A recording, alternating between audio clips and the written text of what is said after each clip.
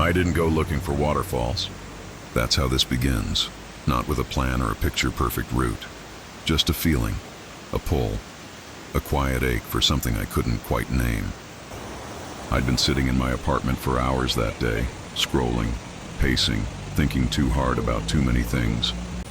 You know, the kind of thoughts that spiral in on themselves. Life questions, direction, the weight of expectations, others, and my own. It all sat heavy on my chest like a stone I couldn't shake loose. So I left. No packing, no planning. I grabbed my boots, a water bottle, and my jacket, and drove with no particular place in mind. Just out. Out into the kind of wilderness that doesn't care who you are or what you carry. I found a trailhead I'd never noticed before, a small wooden sign half covered in moss, and I followed it. At first the trail was ordinary, a winding path through thick trees and low brush, dirt and gravel shifting beneath my feet. The forest was quiet, not silent, but alive in that subtle way you only notice when you've slowed down. Birds flitting somewhere above, the occasional crack of twigs beneath a deer's step, the wind moving through the canopy like a whisper that doesn't need to be understood. With each mile, the noise in my head got a little softer.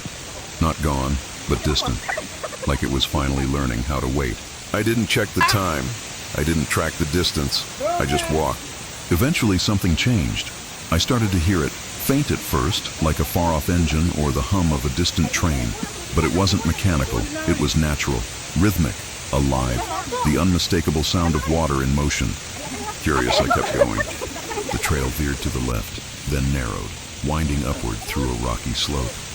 And then I stepped through a break in the trees, and I saw it.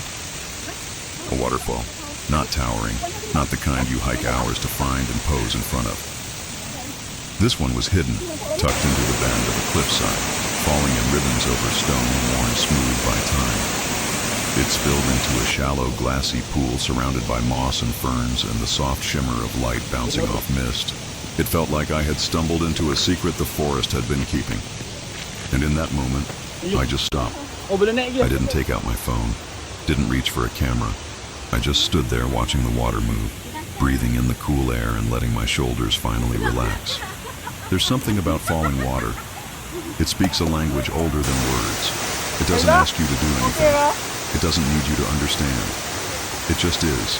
Constant, cleansing, unconcerned. After a while, I stepped closer. The rocks were slick beneath my boots, and the spray of the falls brushed my skin with every gust of wind. I could feel the chill in my fingertips, my face, my neck. And still, I moved forward, until I stood at the edge where the water hit the earth. Then, without really thinking, I stepped truffet into the falls. The rush of cold water hit my body like a jolt. Shocking, yes, but not painful. It was grounding, real. I closed my eyes and let it cover me, soaking through every layer of fabric and thought and memory I was still holding on to. It wasn't dramatic, it wasn't spiritual, it just felt honest. There, underneath that steady stream, I felt like something washed off of me. Not in a way I could explain, but in a way I could feel. Like a part of me that had been bracing for too long finally let go. Time didn't exist in that space. There was no future, no past. Only water, breath, and the sound of everything and nothing happening all at once. Eventually I stepped out, soaked, cold, awake. I sat on a nearby rock for a while, steam rising slowly off my skin as the sun broke through the trees. I listened to the falls, now from a distance, and thought about how I hadn't come here for this.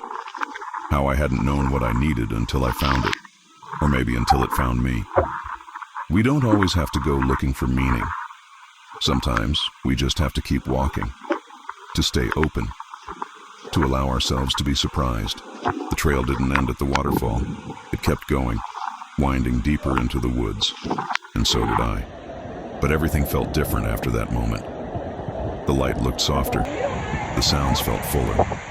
The weight on my chest wasn't gone, but it was lighter, like I had left a part of it behind in the water. I think about that waterfall sometimes, not because it changed my life, but because it reminded me of something simple. That beauty doesn't always announce itself, that healing isn't always loud, and that sometimes the most meaningful moments are the ones we don't go searching for. I didn't go looking for waterfalls, but that day, walking through the trees into the unknown and straight through the falls, I found something I didn't even know I'd lost, and maybe that's enough.